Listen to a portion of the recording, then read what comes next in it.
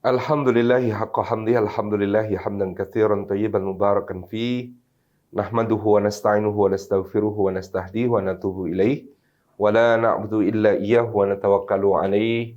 Allahumma fassalli wa sallim wa barik ala sayyidina wa habibina wa syafi'ina wa maulana Muhammad wa ala alihi wa ala ashabihi wa dzurriyyatihi wa man sara ala nahjihi wa sanna bi sunnatihi wa ihtada bi hadihi ila yaumil liqa'i rabbih, amma ba'd. Hadratul Fadil, Hadratul Mukarramin yang kita takzimi, seluruh rekan-rekan dari Parestesi Mengaji, rekan-rekan dari Perdatin Jaya, semua yang bergabung dalam Zoom kita pada sore hari ini, rahimani wa rahimakumullah. Puji syukur kita aturkan kehadirat Allah Subhanahu wa taala atas limpahan karunia-Nya, kita dihimpun di dalam majelis ilmu meskipun hanya secara daring, secara online.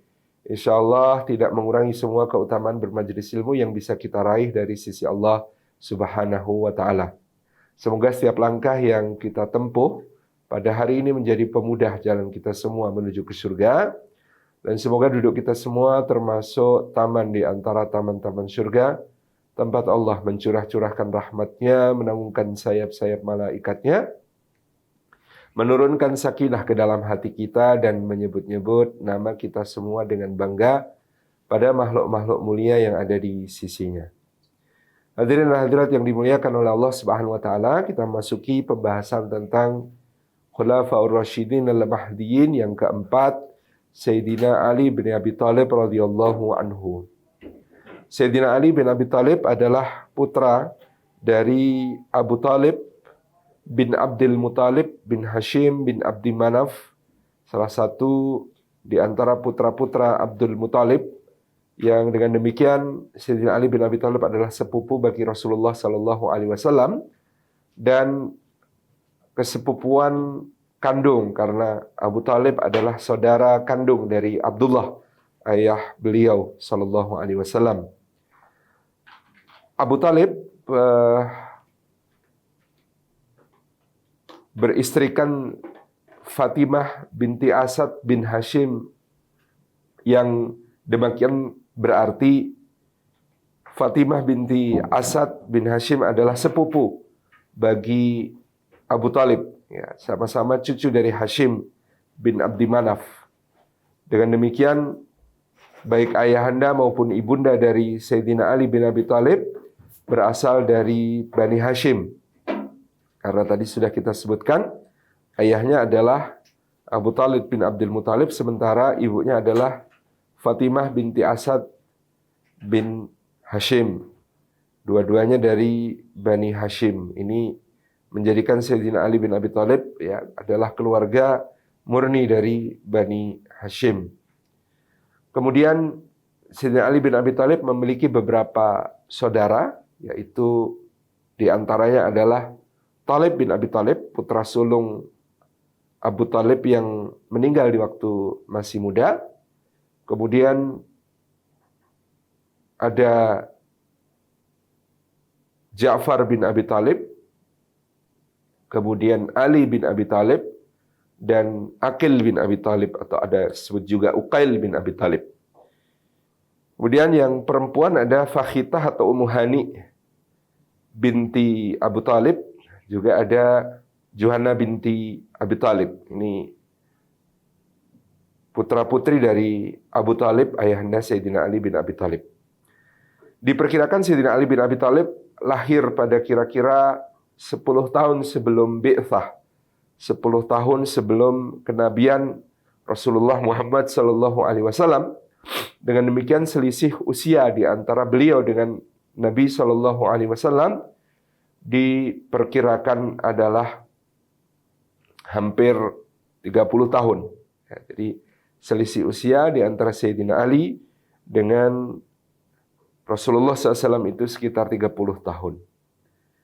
Ini pula menjadikan keadaan keluarga Abu Thalib yang miskin, sementara dia masih memiliki anak yang kecil-kecil, yaitu Ja'far, Ali, dan Aqil.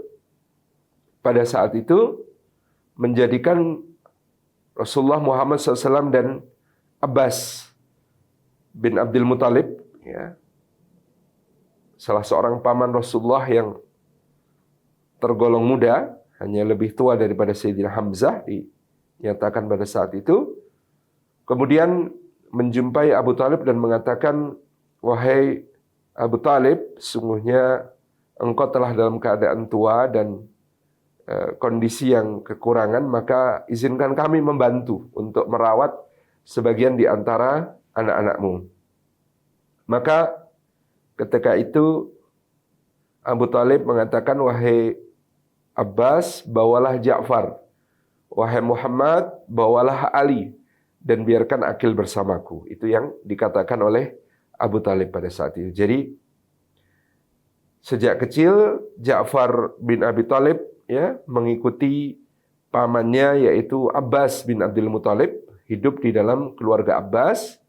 Sementara Ali bin Abi Talib hidup di dalam keluarga Rasulullah Muhammad SAW dan ibunda kita Khadijah radhiyallahu anha.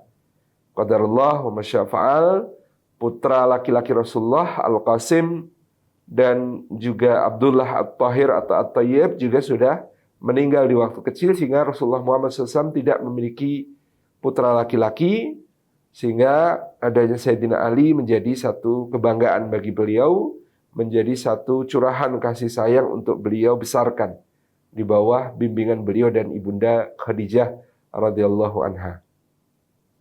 Demikian pula kita bisa melihat di sini di dalam Bani Hashim terdapat tradisi untuk saling mengasuh, saling menolong, saling membantu, bahwa pada waktu kecil Rasulullah Muhammad SAW yang berusia 8 tahun, setelah ditinggal wafat kakeknya, menyusul ayah dan bundanya, kemudian juga dirawat oleh Abu Talib. Begitu Muhammad SAW dewasa, maka beliau juga meringankan beban Abu Talib dengan merawat Ali bin Abi Talib untuk masuk ke dalam lingkungan keluarga beliau SAW. Selain riwayat yang menyebutkan usianya adalah 10 tahun ketika Rasulullah mendapat wahyu,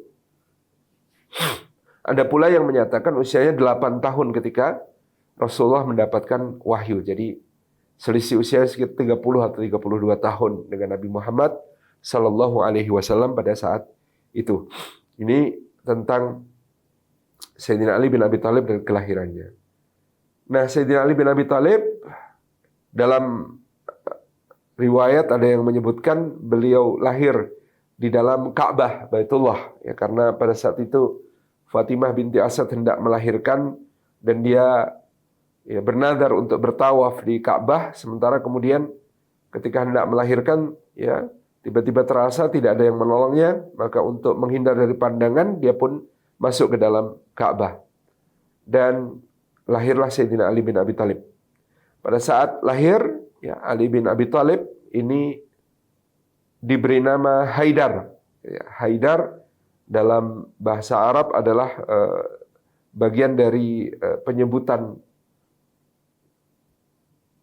singa, Jadi sebutan untuk singa dalam bahasa Arab itu ada beberapa, di antaranya adalah Haidar. Yang lain misalnya Asad itu juga singa. Jadi kakeknya dari pihak ibu itu bernama Asad bin Hashim. Nah, Asad itu juga singa. Nanti Hamzah bin Abdul Muthalib pamannya akan diberi gelar Asadullah wa Asadur Rasulih, singanya Allah dan singanya Rasulnya. Nah, maka Sayyidina Ali ini diberi nama Haidar, tetapi ketika kemudian dibawa kepada Rasulullah Muhammad SAW pada saat itu, beliau memanggilnya Ali. Nah, maka kemudian panggilan Haidar ini menghilang dengan sendirinya dan dia lebih dikenal sebagai Ali bin Abi Talib. Ali artinya yang tinggi, yang memiliki ketinggian. Itu Sayyidina Ali bin Abi Talib, keluhuran, Sayyidina Ali bin Abi Talib radhiyallahu anhu. Beliau tinggal di rumah Rasulullah Muhammad SAW dan pada saat wahyu turun kepada Rasulullah Muhammad SAW, dia berusia antara 8 atau 10 tahun tadi. Dan pada suatu hari dikisahkan bahwa Sayyidina Ali bin Abi Talib memergoki Rasulullah Muhammad SAW dan Sayyidah Khadijah radhiyallahu anha yang sedang melaksanakan salat. Jadi ini untuk difahami, syariat salat itu menyembah Allah Subhanahu wa taala itu sudah ada sejak diturunkannya wahyu. Tentu dengan tata cara dan kaifiahnya sendiri. Adapun Isra Mi'raj nanti di tahun ke-11 kenabian, di mana Rasulullah SAW menghadap kepada Allah Rabbnya Jalla Jalaluh lalu mendapatkan perintah salat. Perintah salat di sini adalah perintah salat 5 waktu. Yang sebelum itu kita mendapati telah diwajibkan kepada Rasulullah SAW misalnya dalam surah Al-Muzammil itu Qiyamul Lail itu sudah wajib ya kepada beliau SAW. Ya ayyuhal muzammil qumil laila illa qalila. Itu sudah sejak awal diturunkan kepada Nabi SAW untuk melaksanakan salat malam yang panjang di malam hari. Ya. Demikian pula disebutkan tentang riwayat ya qimis salata liduluki syamsi ila ghasaqil laili wa qur'an al-fajr inna qur'an al-fajri kana masyhuda. Dan kemudian disambung dengan wa minal laili fatahajjat bihi nafilatan lak asa ayyab'atsaka rabbuka maqaman mahmuda. Maka setelah diturunkannya perintah salat yang 5 waktu yang fardu kepada Rasulullah dan kepada seluruh umatnya, maka salat malam menjadi dihukumi nafilah atau sunnah bagi beliau dan bagi umatnya. Ya. Ini Sayyidina Ali bin Abi Thalib ya, memergoki Rasulullah Muhammad SAW dan ibunda kita Khadijah radhiyallahu anha yang melaksanakan salat. Maka beliau bertanya, apa yang kalian lakukan? Maka Rasulullah SAW mengatakan, kami salat menyembah Allah Rabb semesta alam. Siapakah itu Allah? Ya, Allah itu adalah Rabb semesta alam yang tiada sekutu baginya, yang Maha Esa dan tiada sekutu baginya. Maka Rasulullah SAW dan ibunda kita Khadijah menawarkan kepada Sayyidina Ali untuk bersaksi bahwa tidak ada sesembahan selain Allah dan bahwa Muhammad SAW adalah utusan Allah. Lalu Sayyidina Ali mengatakan, jika demikian aku akan bertanya kepada Abu Thalib terlebih dahulu, kepada ayahku, apakah selayaknya aku ikut kalian ataukah tidak. Kemudian dia melangkah dengan restu Rasulullah, oh ya tentu memang kamu sebaiknya tanya kepada Abu Thalib. Ketika Sayyidina Ali berjalan menuju pintu, baru 3 langkah dia berbalik lagi. Kemudian mendekati Rasulullah SAW dan menjabat tangannya lalu bersyahadat dengan mengatakan, bagaimana mungkin untuk urusan akhiratku, aku harus bertanya kepada Abu Thalib. Ini adalah hal yang aku yakini, aku imani bahwa memang ya pencipta semesta alam adalah tunggal, satu. Dan dia tidak layak untuk dipersekutukan dengan berhala-berhala ataupun dengan sesembahan-sesembahan yang lain. Maka aku bersaksi bahwa tidak ada ilah selain Allah dan engkau, wahai sepupuku, ya, wahai putra pamanku, adalah utusan Allah. Ya bena ammi, wa ashhadu annaka ya bena ammi Rasulullah.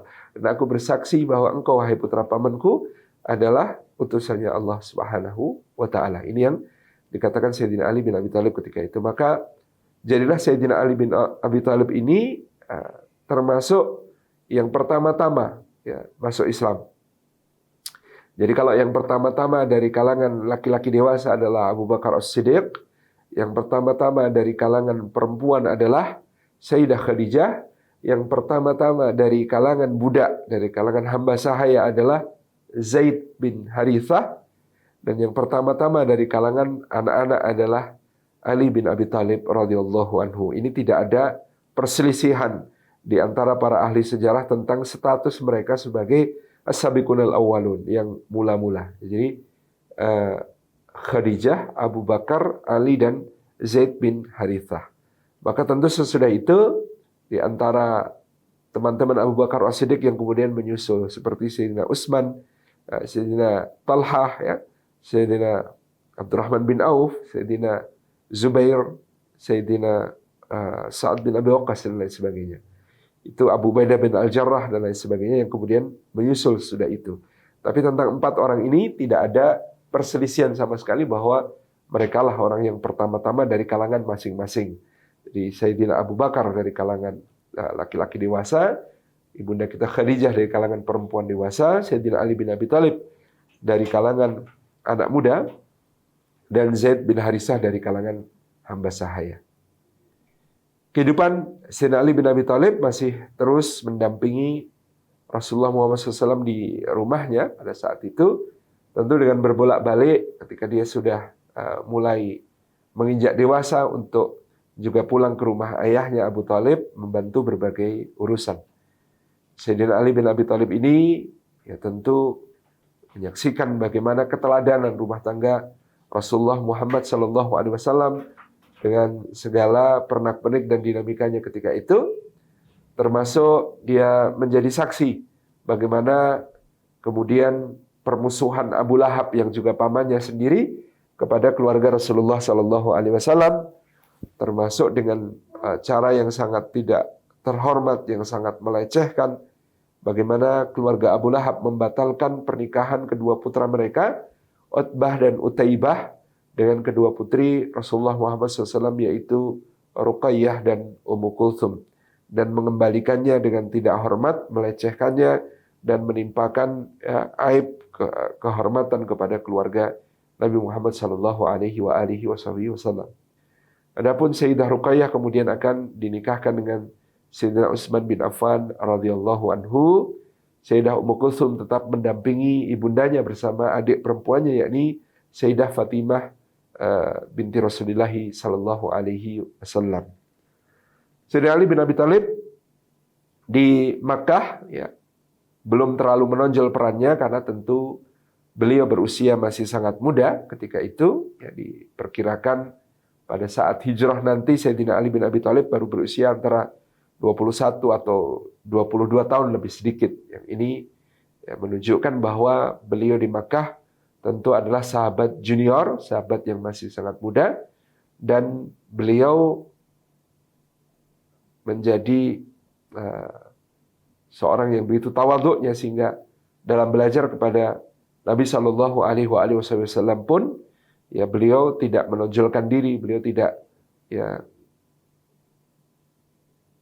merasa diri lebih utama daripada yang lain, meskipun berasal dari kerabat dekat ya bagi Rasulullah Shallallahu Alaihi Wasallam. Peran yang menonjol dari Sayyidina Ali bin Abi Thalib ketika berada di Makkah baru akan tampak menjelang Nabi Shallallahu Alaihi Wasallam hijrah ke Madinah, di mana pada saat itu Rasulullah SAW di rumahnya telah dikepung oleh pemuda-pemuda Quraisy yang dipimpin oleh Abu Jahal, Amr bin Hisham sendiri, hasil dari sidang yang telah mereka sepakati pada saat itu, di mana mereka akan membunuh Rasulullah SAW dengan melibatkan semua kabilah, semua suku, sehingga semua kabilah, semua suku mengirimkan wakilnya untuk membunuh Rasulullah Muhammad SAW di rumahnya pada saat akan keluar untuk sholat fajar. Ini menjadikan mereka mengepung rumah Rasulullah SAW masing-masing dengan membawa pedang terhunus. Ya, logikanya Abu Jahal pada saat itu, kalau yang membunuh Rasulullah hanya 1-2 orang, maka akan terjadi perang saudara di Makkah dengan dipimpin oleh Bani Hashim dan Bani Muthalib yang akan membalas dendam atas kematian Rasulullah. Dan pasti akan terjadi pertumpahan darah yang sangat sengit. Tetapi kalau seluruh suku terlibat, seluruh kabilah terlibat, semua memiliki wakil, maka seluruh suku dan kabilah itu akan memaksa Bani Hashim dan Bani Muthalib untuk menerima diat atau uang ganti rugi nyawa. Dan Bani Hashim dan Bani Muthalib tidak akan sanggup untuk berhadapan dengan seluruh suku-suku Quraisy yang ada, ya, karena besar jumlahnya. Jadi rencananya dengan membunuh Rasulullah beramai-ramai, ya tanggung jawab akan dipikul oleh seluruh suku dan seluruh kabilah. Dengan begitu Bani Hashim dan Bani Muthalib tidak akan nekat untuk melakukan pembalasan dendam, dan dengan demikian mereka akan memaksa Bani Hashim dan Bani Muthalib untuk menerima diat atau ganti rugi pembunuhan, ganti rugi nyawa, sesuai dengan aturan yang mereka sepakati di masa jahiliyah. Nah, pada pengepungan pada malam hari itu, Rasulullah SAW telah mempersiapkan diri untuk berhijrah ke Yathrib, ke Madinatul Munawwarah, dan telah menuju Abu Bakar As-Siddiq sejak beberapa waktu sebelumnya sebagai kawan perjalanan beliau. Sementara Abu Bakar As-Siddiq di rumahnya setiap hari mempersiapkan kendaraan, perbekalan, maupun segala sesuatu yang diperlukan, termasuk menyiapkan rute-rute dan rute-rute alternatif, ya, rute utama maupun rute alternatif yang akan ditempuh di dalam perjalanan hijrah. Abu Bakar mempersiapkan dengan begitu cermat sampai karena beliau tidak tahu kapan Rasulullah akan memerintahkan berangkat, tetapi harus siap kapanpun Rasulullah memerintahkan berangkat. Maka setiap hari mempersiapkan bekal, setiap hari mempersiapkan ransum, setiap hari mempersiapkan kendaraan. Kalau kemudian sudah tidak layak untuk dipergunakan, diganti lagi. Setiap hari kemudian beliau, Abu Bakar As-Siddiq, sangat sibuk mempersiapkan segala sesuatu untuk hijrah, menunggu kapan Rasulullah memerintahkan sesuai dengan petunjuk dari Allah Subhanahu wa Ta'ala. Nah, ini pada malam hari itu, ketika orang-orang Quraisy mengepung di luar, maka di dalam rumah terdapat Rasulullah SAW dan Sayyidina Ali bin Abi Thalib dan juga keluarga beliau. Nah, maka Rasulullah SAW pada saat itu mengamanahkan kepada Sayyidina Ali bin Abi Thalib bahwa ada beberapa titipan permodalan maupun juga titipan perniagaan yang diberikan oleh orang-orang Quraisy kepada beliau, yang sebelum beliau berangkat ke Madinah seharusnya dikembalikan, tetapi tentu keadaannya tidak memungkinkan pada saat itu, sehingga Nabi SAW menghendaki untuk berangkat hijrah, dan semua amanah itu akan dititipkan kepada Sayyidina Ali bin Abi Thalib. Ini menjadikan Ali bin Abi Thalib mendapatkan amanah untuk menyelesaikan urusan-urusan muamalah Rasulullah SAW dengan orang-orang Quraisy. Untuk diketahui, ya, orang-orang Quraisy itu bencinya luar biasa kepada Rasulullah SAW hanya di soal dakwah beliau. Hanya dalam soal ajakan beliau untuk masuk Islam, meninggalkan berhala-berhala dan menyembah Allah semata. Tapi kalau dalam muamalah, kalau dalam urusan dagang, urusan perniagaan, ya hampir semua orang Quraisy masih sangat percaya kepada beliau Sallallahu Alaihi Wasallam, karena Muhammad adalah Al-Amin, orang yang terpercaya. Jadi kalau urusannya muamalah dagang, ya, Rasulullah SAW itu selalu terpercaya di pergaulan orang-orang Quraisy. Tidak pernah mereka merasa bahwa Rasulullah SAW itu akan berkhianat. Tidak pernah mereka merasa Rasulullah SAW akan menipu mereka. Tidak pernah mereka mengira Rasulullah akan berbohong kepada mereka kalau urusan dagang seperti itu.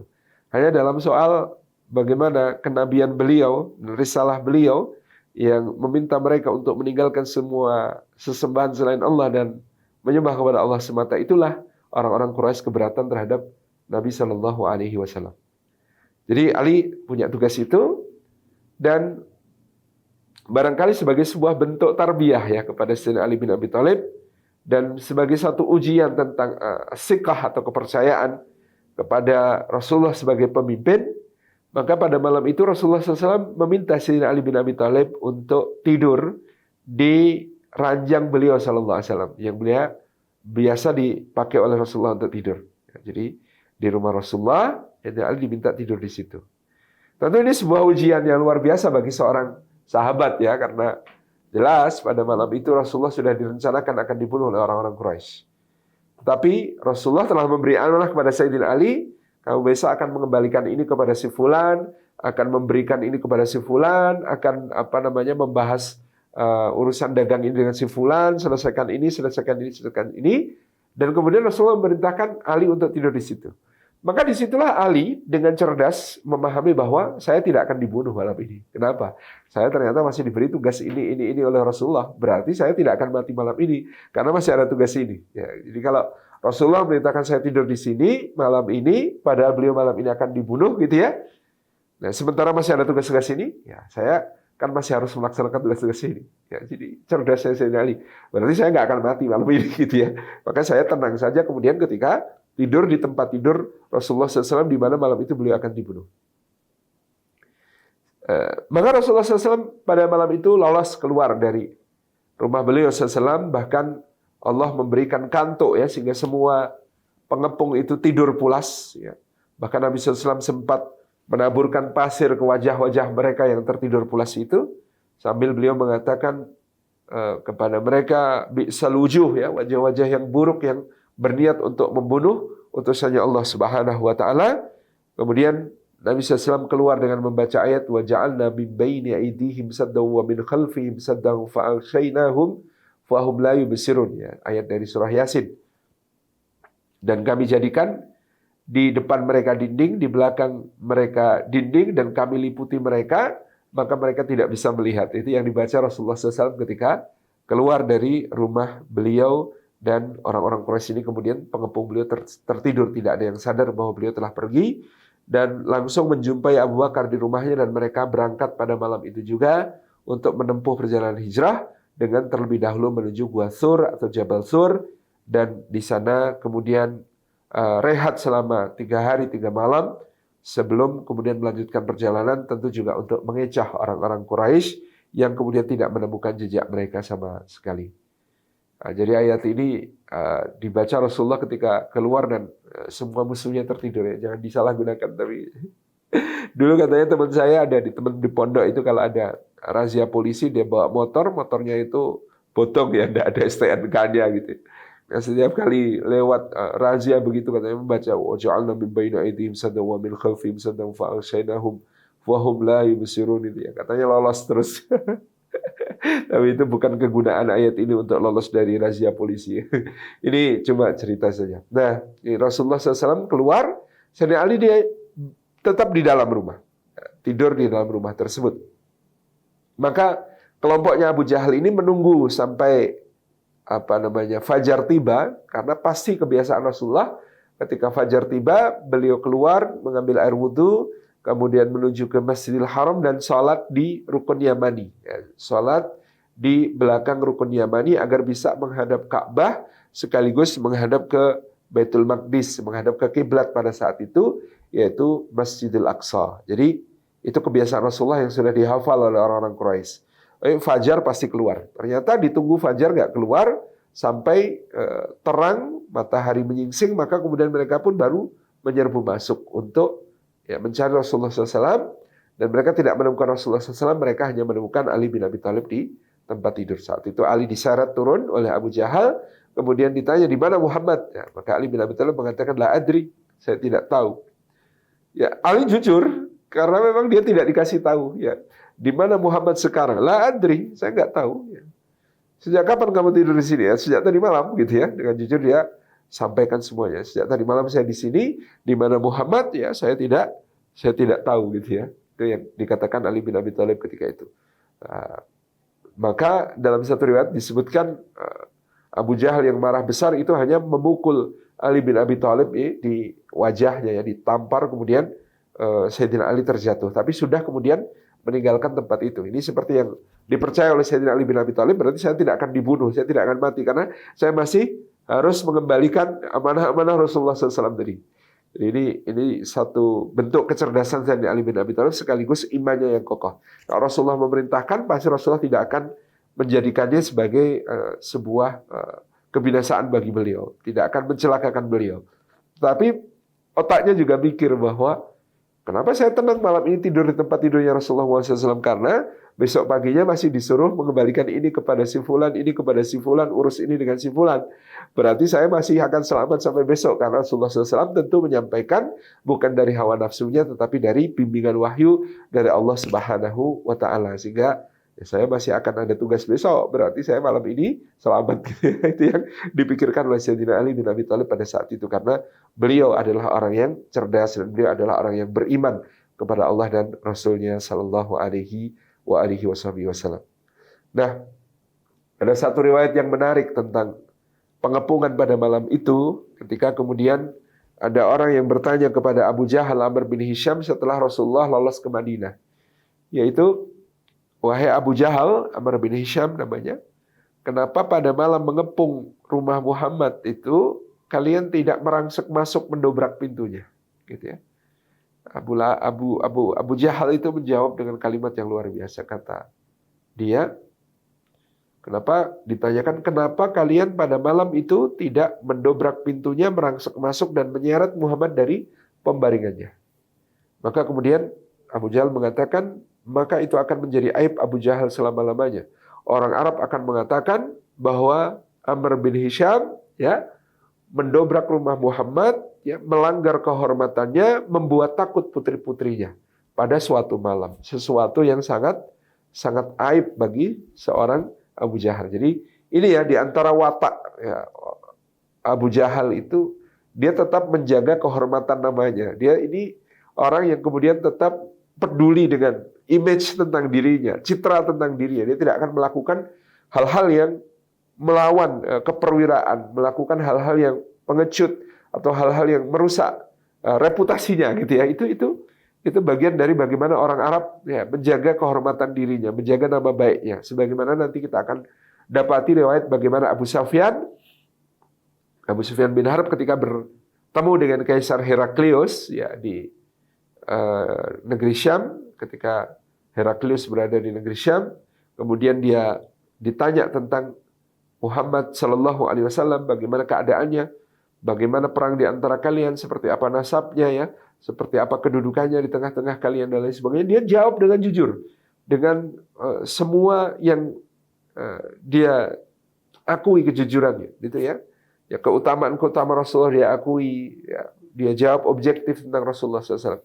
Dia ditanya kenapa kamu tidak berbohong saja kepada Kaisar Romawi gitu ya. Tentu kata Abu Sufyan, andai bukan karena kehormatanku sebagai seorang pemimpin Mekah, aku tentu akan mengarang cerita dan menjelek-jelekkan Muhammad di depan Heraklius. Tetapi kehormatan diriku mencegahku dari yang demikian. Ini menunjukkan ya watak bangsa Arab, watak bangsa Quraisy yang memiliki satu tabiat baik di dalam diri mereka. Jadi kalau soal jujur, Abu Sufyan di depan Kaisar Heraklius tetap jujur mengakui secara objektif tentang apa yang dia ketahui tentang Rasulullah SAW. Abu Jahal ya ditanya kenapa tidak mendobrak pintu, merangsek masuk dan menyeret Muhammad keluar dari pembaringannya. Dia mengatakan itu akan menjadi aib bagi diri saya, Amr bin Hisham, yang kemudian akan dikatakan oleh orang-orang Arab bahwa Amr bin Hisham telah ya mendobrak rumah seorang pada suatu malam, lalu membuat takut putri-putrinya yang mulia dan kemudian telah melanggar kehormatannya pada malam hari. Namanya gelut ya, gelut itu tetap setelah siang ya. Jadi bukan pada malam hari. Saya tidak akan membunuh Muhammad di dalam rumahnya, tapi ketika dia keluar dari rumahnya. Itu yang dikatakan oleh Abu Jahal Amr bin Hisham pada saat itu. Jadi saudara-saudara yang dimuliakan oleh Allah, inilah kemudian Sayyidina Ali bin Abi Thalib pada saat itu di Makkah Al-Mukarramah, ya, ketika orang-orang Quraisy hiruk pikuk untuk mengejar Rasulullah SAW, ya, mencari-cari keberadaan Rasulullah SAW, ya, yang menghilang di telan bumi, terutama 3 hari pertama, tidak ada kabar sama sekali, karena mereka tidak menyangka Rasulullah masih berada di Jabal Thur, dan mereka sudah memeriksanya, ternyata Allah menolong menyelamatkan Rasulullah SAW dengan menutupi Jabal Thur atau Gua Thur yang ditempati Rasulullah dan Abu Bakar itu dengan sarang laba-laba dan burung yang sedang bertelur, yang menunjukkan tidak mungkin ada orang yang memasuki tempat tersebut pada saat itu. Ini yang kemudian membuat mereka kalang kabut, tidak tahu kemana harus mencari Muhammad SAW selama beberapa hari, dan Rasulullah kemudian menempuh rute yang tidak biasa dilalui orang menuju ke Madinah, sehingga banyak para pemburu hadiah, ya, karena Abu Jahal kemudian memberikan sayembara siapa yang bisa mendapatkan Muhammad hidup ataupun mati akan mendapatkan hadiah besar sekian-sekian ya, dirham dan dinarnya. Maka ya, banyak yang kemudian mengejar ke arah utara karena mereka menebak Muhammad SAW akan menuju Yathrib, sebagaimana sahabat-sahabatnya sebagian telah mendahului hijrah menuju ke Yathrib. Tapi bahkan kavaleri tercepat yang dikirim, ya, penunggang kuda tercepat yang kemudian menempuh jalur menuju Madinah tidak sanggup menemukan jejak. Nah, karena memang Rasulullah masih kemudian berputar ya dari arah Gua Thur di sebelah tenggara kota Makkah menuju ke arah tenggara lagi, kemudian ke selatan, kemudian berbelok ke barat dan menyusur jalan lewat pantai, dan ini tidak diduga sama sekali oleh orang-orang Quraisy, dan ini adalah kecerdikan Sayyidina Abu Bakar As-Siddiq, tentu saja juga yang mempersiapkan rute dan perjalanan dan lain sebagainya.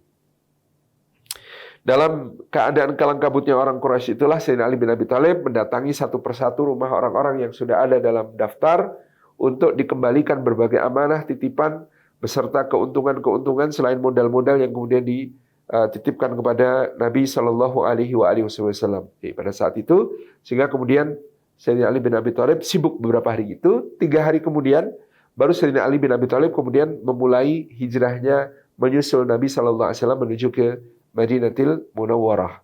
Jadi pada saat itu karena kondisi yang sudah sangat chaos ya, orang-orang Makkah sudah kemudian semakin marah karena tidak berhasil menemukan Rasulullah Muhammad SAW, maka siapapun Muslim yang mereka temukan akan dalam bahaya. Nah, kalau sudah setelah hari ketiga ini sudah dalam kondisi bahaya, maka dikatakan pada saat itu Sayyidina Ali bin Abi Thalib tidak bisa hijrah secara terang-terangan. Beliau melakukan hijrah secara sembunyi-sembunyi melalui jalur umum, tetapi beliau hanya berjalan di malam hari. Pada siang hari ketika para pemburu Quraisy itu masih mencari-cari Rasulullah SAW, maka Sayyidina Ali bin Abi Thalib harus bersembunyi di celah-celah gunung ataupun di bukit-bukit pasir, ya, untuk kemudian menghindar dari kejaran orang-orang Quraisy yang kalap, yang lalu akan berbuat buruk kepada semua Muslim yang mereka dapati. Sehingga Sayyidina Ali bin Abi Thalib termasuk orang yang hijrah secara sembunyi-sembunyi dengan melaksanakan perjalanannya pada malam hari semata-mata, dan pada siang hari beliau memilih untuk bersembunyi di perbukitan, di gunung batu ataupun di bukit-bukit gundukan pasir. Itu yang diriwayatkan tentang hijrahnya Sayyidina Ali bin Abi Thalib. Maka Sayyidina Ali bin Abi Thalib tiba di Madinah menyusul Nabi Shallallahu Alaihi Wasallam. Ya, kalau Nabi dan Abu Bakar berkendaraan dengan unta, sementara Sayyidina Ali bin Abi Thalib ketika itu melaksanakan hijrah dengan berjalan kaki.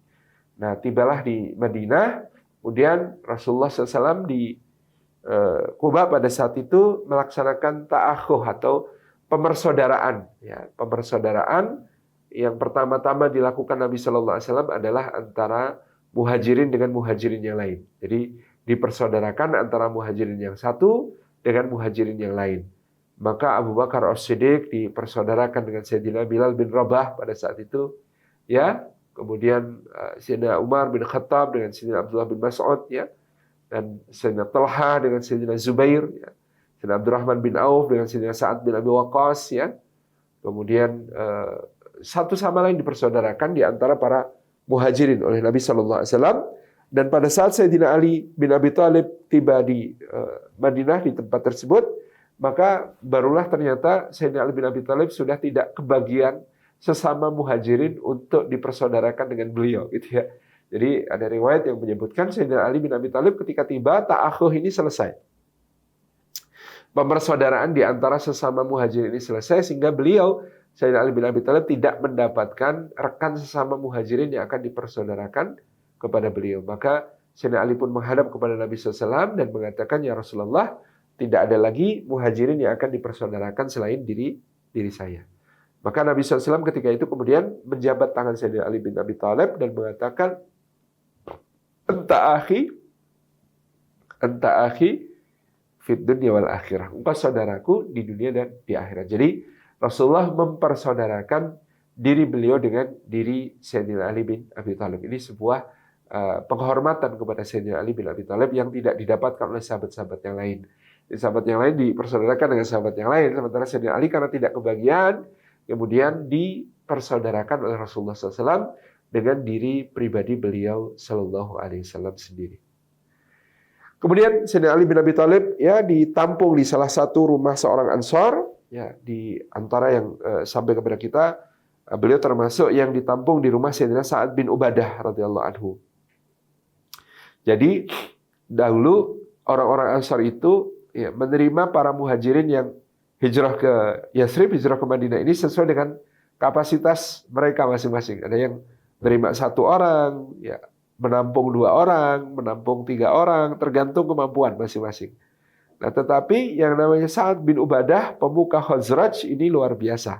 Rumahnya yang besar, dia sekat-sekat menjadi 80-an bagian, dan kemudian dia menampung sekitar 82 orang muhajirin untuk tinggal di rumahnya, termasuk di antara Sayyidina Ali bin Abi Thalib. Ini mungkin terutama ya muhajirin yang jomblo, yang belum berkeluarga, yang kemudian diterima oleh Sayyidina Sa'ad bin Ubadah, dan putranya bernama Qais bin Sa'ad bin Ubadah radhiyallahu anhu. Nanti Sayyidina Ali bin Abi Thalib akan sangat akrab ya dengan Sayyidina Qais bin Sa'ad bin Ubadah, salah seorang tokoh Ansor yang muda ini, dan bahkan sampai masa kekhalifahan Sayyidina Ali bin Abi Thalib, ya, Qais bin Sa'ad bin Ubadah itu salah satu orang yang dipercaya oleh Sayyidina Ali bin Abi Thalib, termasuk bagaimana Sayyidina Ali mengangkat Qais bin Sa'ad bin Ubadah ya menjadi pada waktu itu gubernur Mesir. Ini adalah karena memang mereka akrab sejak awal di Madinah.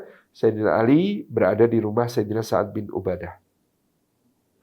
Kemudian Sayyidina Ali bin Abi Thalib ini bekerja pada saat itu untuk menyambung nafkahnya dengan menjadi kuli penimba air, ya, dengan menjadi kuli penimba air di kebun-kebun kurma milik orang Yahudi. Ya, jadi ya waktu itu mungkin untuk bertahan apapun yang bisa dikerjakan dikerjakan. Sayyidina Ali bin Abi Thalib barangkali bukan termasuk seperti sahabat Abdurrahman bin Auf misalnya yang sangat terampil berdagang, terampil berniaga. Ya beliau bukan tipe seperti itu, tapi beliau tipe pekerja keras yang sangat ulet dan tekun. Maka ya beliau Sayyidina Ali bin Abi Thalib kemudian lebih fokus untuk bekerja menjadi seorang kuli penimba air pada saat itu, dan itu bukan perkara yang beliau memandangnya sebagai sesuatu yang rendah ataupun hina. Jadi pekerjaan ya asalkan dikerjakan karena Allah dalam rangka menjemput rizki Allah, apapun adalah sesuatu yang mulia. Maka bekerjalah Sayyidina Ali bin Abi Thalib, dan disebutkan pada saat itu ketika beliau bekerja upahnya itu sehari adalah satu gepok, ya satu tangkup tangan kurma gitu ya, untuk menjadi upah beliau dalam sehari. Nah, dalam pekerjaan yang luar biasa berat ini tentu beliau memainkan peran tetap signifikan di tengah komunitas kaum muslimin, termasuk yang kemudian terkenal adalah peran Sayyidina Ali bin Abi Thalib dalam perang Ghazwatu Badril Kubra, dalam perang Badar, di mana Sayyidina Ali bin Abi Thalib itu top scorer, ya disepakati oleh para ahli sejarah. Beliau top scorer dalam soal jumlah musuh yang tewas di tangan Sayyidina Ali bin Abi Thalib. Dan di dalam perang Badar ini Sayyidina Ali bersama Sayyidina Hamzah bersama Ubaidillah bin Haris bin Abdul Muthalib menjadi jagoan kaum muslimin dalam duel yang pertama-tama. Ya, jadi di antara tradisi jahiliyah, tradisi peperangan pada zaman itu, perang itu dimulai dengan duel antar jagoan. Ya, biasanya mereka ngeluarin jagoan-jagoannya masing-masing, kemudian diadakan duel, maka ya bisa menjadi penyemangat bagi yang lain. Ya, siapa yang menang, siapa yang kalah. Yang luar biasa dari barisan Quraisy pada saat itu ya, cukup tragis ya ceritanya, karena yang maju sebagai jagoan duel dan kemudian tewas pertama-tama di medan perang Badar justru adalah orang yang semula sejak menjelang hijrahnya Rasulullah SAW sekitar tahun ke-10 ya, dari kenabian itu, dia dan keluarganya sudah mencoba untuk bersikap netral, yaitu keluarga Utbah bin Rabi'ah, adiknya Syaibah bin Rabi'ah, dan putranya Walid bin Utbah. Utbah bin Rabi'ah yang diberi kunyah Abul Walid, bapaknya Walid ini, diceritakan pada sekitar tahun ke-10 kenabian mendapatkan tugas dari orang-orang Quraisy untuk menekan dan membujuk Rasulullah supaya menghentikan dakwahnya. Maka Utbah mendatangi Rasulullah SAW dengan menghardik-hardik. Kamu ini ya Muhammad, apakah kamu tidak tahu malu? Siapa yang lebih utama? Kamu atau kakekmu Abdul Muthalib? Siapa yang lebih mulia? Kamu atau bapakmu Abdullah? Bukankah Abdul Muthalib kakekmu, bapakmu Abdullah tidak pernah mencela sesembahan kami, tidak pernah menuding-nuding berhala-berhala kami, tidak pernah mengajak kami untuk meninggalkan ajaran leluhur ini, gini-gini. Panjang nih. Begitu kemudian Rasulullah SAW ternyata tetap mendengarkan dengan seksama. Lalu Utbah dipersilakan duduk. Setelah Utbah duduk, maka Rasulullah mengatakan, wahai Utbah, wahai Abul Walid, tadi saya sudah mendengarkan Anda. Bagaimana kalau sekarang Anda mendengarkan saya? Kalau apa yang saya sampaikan baik, Anda boleh ambil. Kalau Anda tidak suka, Anda boleh tinggalkan. Ya. Itu yang kemudian disampaikan oleh Rasulullah SAW kepada Utbah bin Rabi'ah. Nah, Utbah mengatakan, oke, fair. Tadi saya bicara, kamu mendengarkan. Sekarang silahkan bicara, saya akan yang mendengarkan. Rasulullah ternyata membacakan ayat-ayat Al-Quran kepada Utbah bin Rabi'ah. Diriwayatkan bahwa yang dibaca saat itu adalah surah At-Tur, atau ada yang mengatakan yang dibacakan pada saat itu adalah surah Thaha. Wallahu a'lam bishawab. Yang mana? Yang jelas begitu mendengar bacaan Al-Quran itu, Maka Utbah langsung pamit dari Rasulullah. Dia kembali dengan bergumam-gumam. Ini yang diucapkan Muhammad ini luar biasa. Ya, bagian atasnya memberi buah yang manis, bagian bawahnya akarnya sangat kokoh. Ini kata-kata bukan kata-kata manusia. Jangan-jangan benar Muhammad ini utusannya Allah. Gitu ya. Nah, maka dia kemudian menemui tokoh-tokoh Quraisy. Abu Jahal sudah komentar, ini Utbah balik-balik mukanya beda nih kayaknya. Jangan-jangan sudah kena sihirnya Muhammad. Utbah mengatakan kemudian, wahai orang-orang Quraisy, dengarkan aku. Aku berpendapat bahwa sudah selayaknya kalian membiarkan Muhammad ini dengan urusannya. Jangan kalian menghalangi dan mengganggunya. Kenapa? Aku punya firasat. Kalau Muhammad ini nanti akan menang dengan urusannya, akan jaya, sukses dengan misinya, maka kejayaannya Muhammad akan menjadi kejayaan kita semua. Kejayaan bangsa Quraisy, kata dia.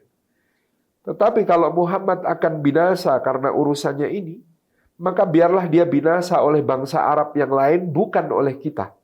Janganlah kita mengotori tangan kita dengan darahnya Muhammad dan kawan-kawannya, yang mereka semua tetaplah kerabat-kerabat kita, saudara-saudara kita sesama Quraisy. Itu yang dikatakan oleh Utbah. Jadi menurut Utbah, biarilah Muhammad itu.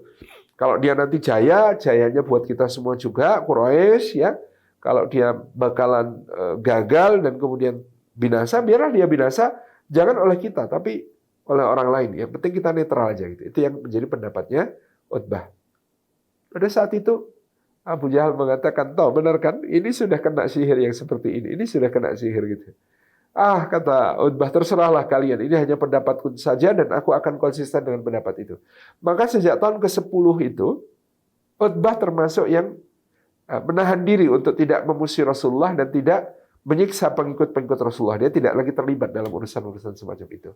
Bahkan di tahun 11 kenabian, ketika Rasulullah SAW berdakwah di Taif, dan kemudian diusir setelah 3 hari berdakwah, dikejar-kejar oleh orang-orang Taif, dihinakan, maka Nabi SAW itu berlindung ke kebun anggur miliknya Utbah dan Syaibah bin Rabi'ah di Taif. Dan pada saat itu mereka ada di sana. Dan mereka malah mengutus pembantu yang bernama Adas untuk memberikan anggur kepada Rasulullah yang sedang berlindung di kebunnya tersebut. Jadi ini memang tokoh netral. Yang dahsyat adalah ketika perang Badar akan terjadi, ya pada saat itu di mana Abu Sufyan bin Harb mengirim utusan kepada Abu Jahal di kota Mekah bahwa kafilah dagangnya hendak dicegat oleh Rasulullah SAW, maka kalau mereka menginginkan untuk menyelamatkan harta mereka yang dibawa oleh Abu Sufyan dalam kafilah dagangnya, hendaklah mereka mengumpulkan pasukan untuk melawan gerombolan Rasulullah SAW. Itu yang dikatakan Abu Sufyan dalam pesannya.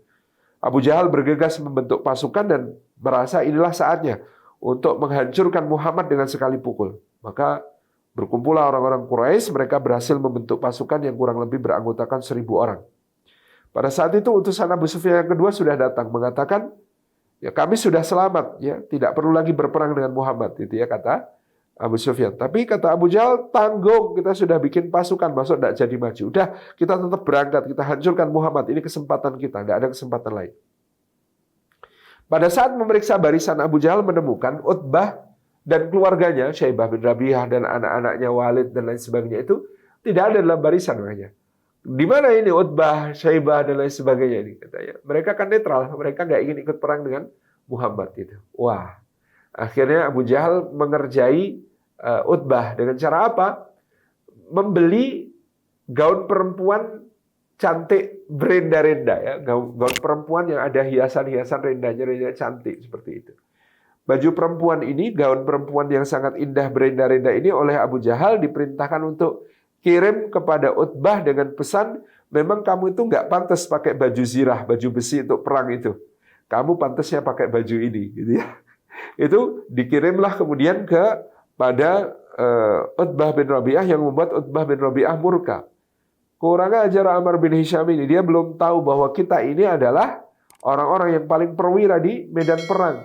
Utbah dan keluarganya adalah orang-orang yang tidak pernah takut dengan peperangan. Maka berangkatlah Utbah, Syaibah dan juga putranya Walid bin Utbah ke perang Badar tersebut. Nah, yang tragis adalah ketika kemudian diadakan duel, maka yang maju pertama dari golongan Quraisy adalah Utbah, Syaibah dan Walid bin Utbah. Lagi-lagi gara-gara provokasi Abu Jahal, katanya kamu pemberani, mana? Coba itu maju gitu kan. Akhirnya maju beneran.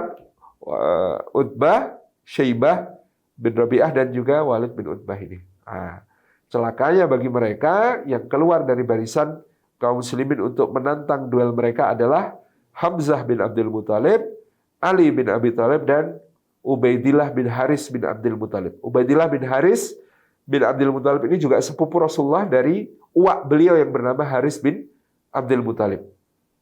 Ini yang kemudian dihadapi oleh tiga kakak, adik, dan anak ini ya. Maka ketika Utbah bin Rabi'ah berhadapan dengan Hamzah ya hanya sejurus selesai gitu ya, dipenggal oleh Hamzah bin Abdul Muthalib itu Utbah bin Rabi'ah. Demikian pula Syaibah bin Rabi'ah di tangan Sayyidina Ali ya hanya sejurus selesai. Yang agak kewalahan itu Ubaidillah. Ketika Ubaidillah bin Haris bin Abdul Muthalib ini kemudian melawan Walid bin Utbah, dia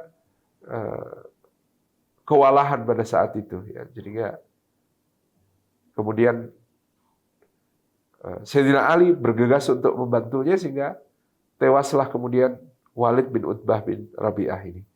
Nah, tiga orang ini menjadi korban-korban pertama dari kalangan Quraisy, dari kalangan pasukan kafir Quraisy yang tewas pada saat perang Badar, dan inilah yang menjadikan Hindun ya binti Utbah bin Rabi'ah, putrinya Utbah yang menjadi istrinya Abu Sufyan. Jadi Hindun binti Utbah adalah istrinya Abu Sufyan yang menjadi sangat dendam kepada Sayyidina Hamzah bin Abdul Muthalib sehingga bersumpah akan mengunyah-ngunyah jantung Sayyidina Hamzah untuk membalas dendamnya. Itulah kenapa pada tahun kedua Hijriah, pada tahun ketiga Hijriah ketika terjadi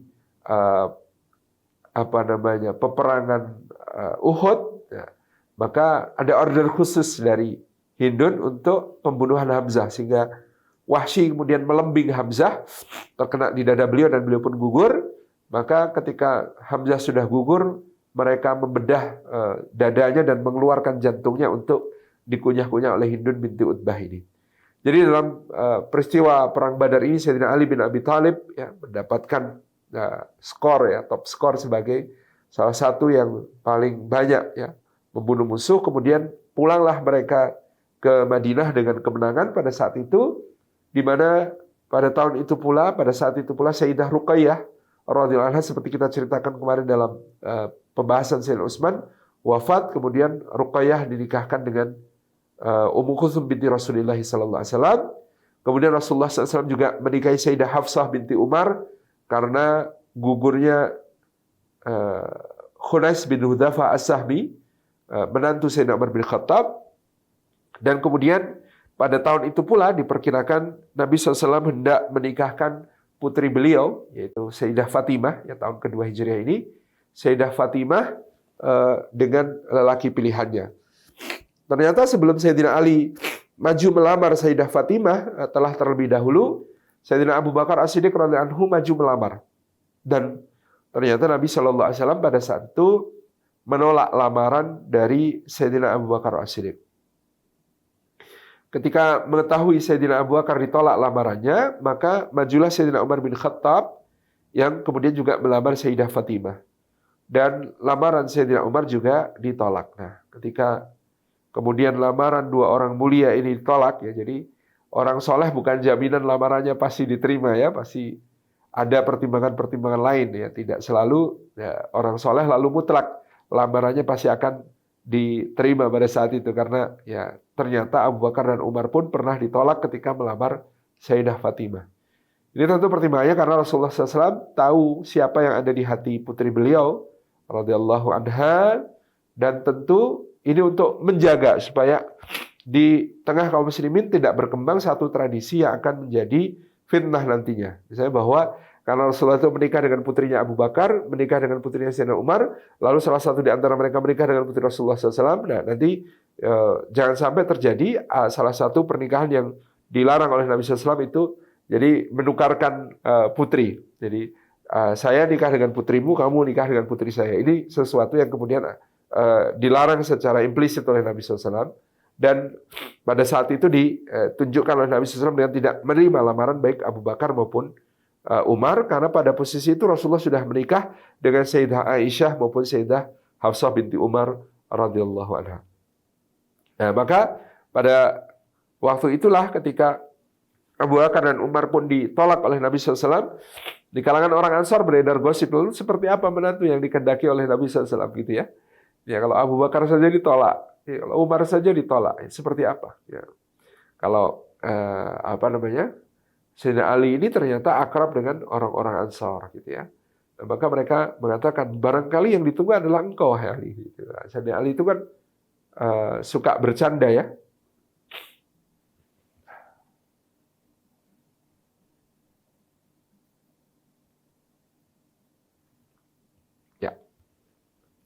Sayyidina Ali ini kan orangnya pandai kelakar. Beliau mengatakan, nah, kalau Abu Bakar ditolak seperti apa aku nih? Abu Bakar itu diajak Rasulullah SAW dalam hijrah menjadi teman perjalanan. Sementara aku diminta menggantikan di tempat tidur beliau di mana beliau akan dibunuh. Itu dikatakan oleh Sayyidina Ali. Enggak, pasti kamu yang diinginkan, kata Ali. Umar saja ditolak kok. Nah ya, kalau Umar saja ditolak gimana gitu ya? Umar itu hijrahnya dengan terang-terangan, dengan nantang, ya, dengan mengatakan kepada orang-orang siapa yang mau anaknya jadi yatim, istrinya jadi janda, ibunya meratapi kematiannya, silahkan hadang Umar karena Umar akan berhijrah. Saya kata Sayyidina Ali, hijrah saja sembunyi-sembunyi ya. Memang ya Fatimahnya pantasnya sama mereka, tapi ternyata mereka ditolak. Terus gimana gitu ya? Jangan-jangan yang dikehendaki yang seperti Utsman, yang kaya gitu ya, yang mapan ya. Saya jauh dari itu gitu kata Sayyidina Ali. Tapi inilah gunanya sahabat ya, teman-teman Sayyidina Ali itu akhirnya mendorong. Saya yakin kata teman-teman Ansor ini, yang ditunggu oleh Rasulullah SAW supaya maju itu adalah dirimu wahai Ali. Maka Sayyidina Ali pun menguatkan diri, memberanikan diri untuk menghadap kepada Nabi SAW. Ketika kemudian Sayyidina Ali datang, ternyata lidah beliau keluh, tidak sanggup menyampaikan kepada Rasulullah SAW untuk melamar Sayyidah Fatimah yang sudah dikenal sejak kecil ya tentu, karena Sayyidina Ali dulu itu tumbuh di rumah Rasulullah SAW. Ya, antara Ali dengan Fatimah ini juga saling kenal sejak dulu. Dan memang ya di antara mereka ada bibit-bibit cinta yang masing-masing saling merahasiakan. Nah, ketika Sayyidina Ali diam saja, maka Rasulullah hanya tersenyum dan mengatakan ahlan wa sahlan ya Ali. Ya. Kemudian Ali dipersilahkan pulang. Maka ditanya teman-temannya bagaimana ya? Kata Sayyidina Ali nggak tahu, cuma ahlan wa sahlan, kemudian saya disilahkan pulang. Nah, kata orang-orang Ansar, nah itu yang kamu tidak paham itu ya, bahwa ahlan wa sahlan itu kalau ala Madinah bukan ala Mekah. Kalau Mekah kan vulgar, artinya apa, bahasanya itu lahir, itu bahasanya itu denotatif. Orang Madinah ini banyak kiasan, maka yang dinamakan Rasulullah ahlan wa sahlan itu jawaban ala Madinah, artinya tentu kamu diterima gitu.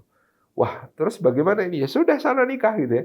Waduh, saya belum punya modal, kata Sayyidina Ali. Akhirnya teman-temannya memberikan kepada Sayyidina Ali itu nanti banyak pemberian. Dia lalu menghadap kepada Nabi SAW, wahai Ali, untuk pernikahan ini apakah engkau memiliki sesuatu yang dijadikan mahar? Tidak ya Rasulullah, saya tidak punya apa-apa. Bukankah kamu memiliki baju besi khutamiyah ya? Ada baju besi khutamiyah yang kamu dapatkan di Perang Badar gitu ya. Di Perang Badar itu Sayyidina Ali dapat rampasan perang berupa baju besi ya, baju besi khutamiyah. Iya ya Rasulullah, masih ada pada saya. Kalau begitu jadikan itu saja sebagai mahar gitu ya. Maka maharnya Sayyidina Ali dalam pernikahan dengan Fatimah adalah sebuah baju besi Hutamiyah yang kemudian diserahkan sebagai mahar. Adapun setelah itu tadi sahabat-sahabatnya yang memberikan kepada Ali banyak rumah, kemudian perangkat, perabot dan lain sebagainya. Rasulullah langsung mengaudit setelah pernikahan mereka dan mengatakan kepada Sayyidina Ali, kamu tidak boleh menerima sedekah karena kamu adalah ahli bait, kamu adalah keluarga Nabi. Jadi kalau keluarga Nabi tidak boleh menerima sedekah. Jadi terus bagaimana gitu ya? Ya Sayyidina Ali kemudian harus mengembalikan semua pemberian temannya itu ya dihitung sebagai utang, apa yang kemudian bisa dia cicil kemudian dia cicil. Jadi ini kisah sampai ke pernikahan Sayyidina Ali bin Abi Thalib dengan Sayyidah Fatimah yang ternyata pernikahannya bukan dari nol, tapi di hari pertama pernikahan menjadi minus ya gara-gara diaudit dan dia harus mengembalikan sebagai utang kepada sahabat-sahabatnya. Radhiyallahu anhum ajma'in. Demikian saya kira bagian pertama pembahasan tentang Sayyidina Ali, kita baru sampai pada pernikahan beliau dengan Sayyidah Fatimah radhiyallahu anha. Akan kita lanjutkan pada pertemuan selanjutnya insyaallah.